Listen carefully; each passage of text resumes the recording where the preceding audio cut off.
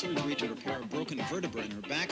It's gonna get you. Get on your feet. I'd overcome such a bad period in my life.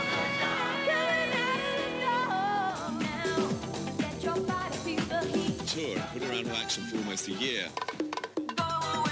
She's now been appointed an ambassador to the United Nations. I was appointed by President Bush to fulfill one of 4 public delegate slots on the ambassadorial level. I participated in the 47th General Assembly for 3 months and spent all that time in New York, almost like a 9-to-5 thing. It was a very rewarding and actually very educational experience for me. And I left more optimistic than I thought I was going to be. I think that the UN is definitely our future. We have to have a forum for communication, and even though it moves very slowly at this point, we saw a few things happen this year. Obviously, the ousting of Yugoslavia, the action on Somalia that took long enough but eventually happened, and we're seeing still changes in Bosnia, the possible enforcement of the no-fly zone, which just getting the no-fly zone was a big step.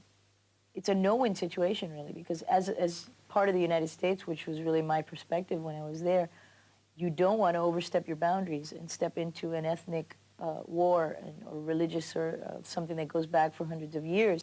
At the same time, as a human being, you can't ignore the suffering and the pain that's going on there. I think the help, humanitarian aid that they're trying to send from the airplanes hopefully will help some of the people, but the question will be what to do, and that's the big question on everyone's mind. I hope we do the right thing, whatever that may be. I'm sure nobody knows yet what that could be.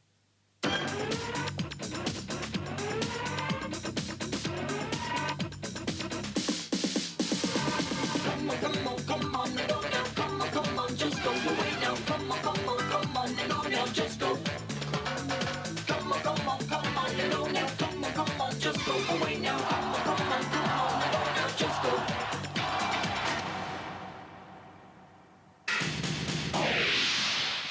Estefan, her husband, and 9-year-old son were on their way to meet the rest of their band for a Tuesday night concert in Syracuse, New York, when their tour coach was hit by a truck. And he hit us at 50 miles an hour, and it was a very strong impact. No one remembers how they got injured. I don't remember how that happened. They figured that I just flew across the bus to a table and folded backwards over it. And next thing I remember is opening my eyes on the floor, and I was paralyzed from the waist down. Well, I knew I wasn't going to die because I wasn't bleeding. I checked that, and nothing was coming out. I thought that, you know, I might have a piece of the spine or something. So I knew I wasn't going to die. But I still believe very strongly in life after death. I think that we are here for a purpose. And that helped me through in that I thought, well, this has got to be a learning experience, and I'm going to glean from it whatever experience I can and try to become a stronger and better person rather than becoming bitter and asking, why me? You know, things happen. It doesn't matter to who. And if I was meant to go through this, then I'll go through this in the best way that I can. And perhaps it's merely, you know, to be an example or an inspiration to other people that this might happen to. The fact that I'm a public person, maybe I was able to help some people or motivate them in some way. I tried to find whatever positive things I could out of the experience. And I think that's made me a much stronger person. Whenever you have any kind of injury, patience, because you have to be patient with your body. It's not going to be overnight. You have to try to make yourself small goals and then achieve them little by little. Even though you have a long-range goal, don't try to think of that too much. You try to achieve things day by day. And be kind to yourself. You know, you have to be forgiving, too, when you're tired and you give up. But you just start over. The main thing is to persevere and keep your mind very, very strong on what you want to achieve, and then just go for it day by day. Don't think about a month from now or a year from now. Just think day by day. That's what got me through. Hola Bogotá! Hola Puerto Rico! Hola Mexico! Hola Caracas!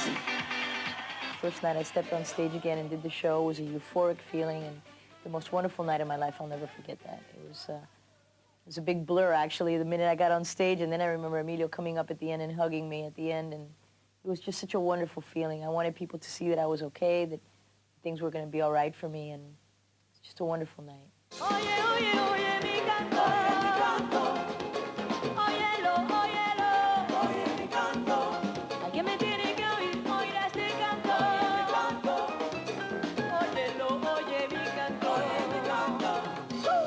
like to have some time off. We want to expand the family.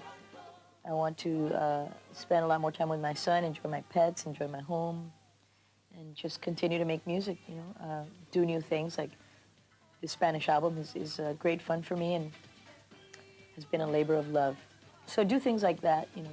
At this point in my career, I can really do other things. Just go away